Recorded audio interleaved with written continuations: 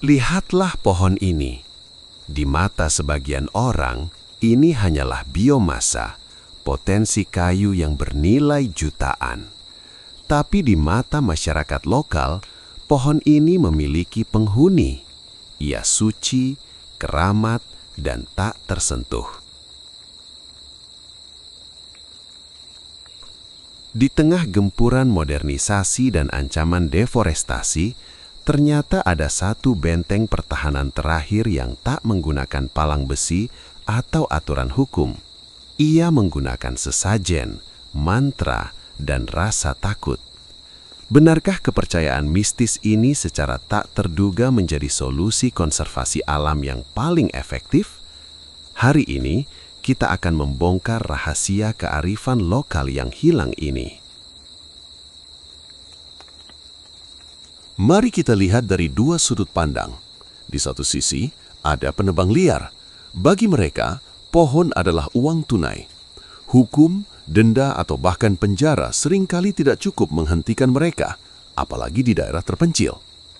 Namun, logika ini runtuh ketika berhadapan dengan ketakutan yang melampaui logika. Mereka mungkin berani melanggar hukum, tapi mereka sangat takut melanggar pantangan.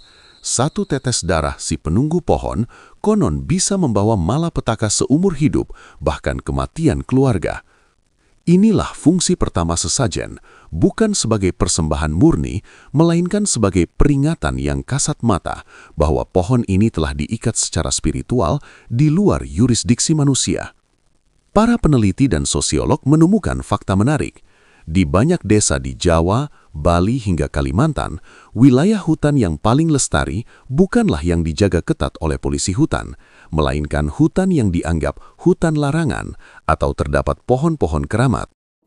Humanity has ventured and explored the farthest corners of the earth, yet beyond our relentless pursuit of discovery, some wild places remain untouched, not by distance or inaccessibility, but by something far more profound, devotion. The sacred groves, hidden patches of forest protected for generations not by fences or laws but by faith and deep-seated cultural reverence. Their boundaries are not defined by maps or markers, but by an unspoken agreement to protect what lies within. These groves are believed to be the abodes of powerful gods, the dwelling places of watchful spirits said to inhabit the ancient trees. Konsep ini bukan sekedar tahayul, ini adalah konservasi berbasis budaya. Masyarakat adat secara turun-temurun mengajarkan bahwa alam adalah subjek, bukan objek. Mereka percaya pohon besar adalah rumah leluhur, tempat air diserap, dan penyeimbang desa. Jika pohon itu ditebang, keseimbangan alam atau spiritual akan rusak, yang berdampak pada gagal panen, penyakit, atau bencana alam. Dengan menanamkan rasa takut dan hormat melalui ritual, termasuk sesajen, masyarakat berhasil menciptakan hukum tak tertulis yang jauh lebih efektif daripada aturan formal yang sering bisa disuap atau diabaikan. Tentu, praktik ini tidak tanpa kritik. Dari sudut pandang agama modern, sesajen sering dianggap sebagai perbuatan syirik.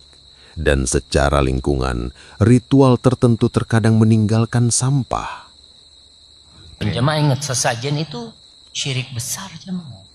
Yang tadi kita bacakan syirik kecil, jimat ya, menyerahkan sebab. Tapi kalau sesajen ini penghambaan kepada selain Allah. Disinilah dilemanya muncul.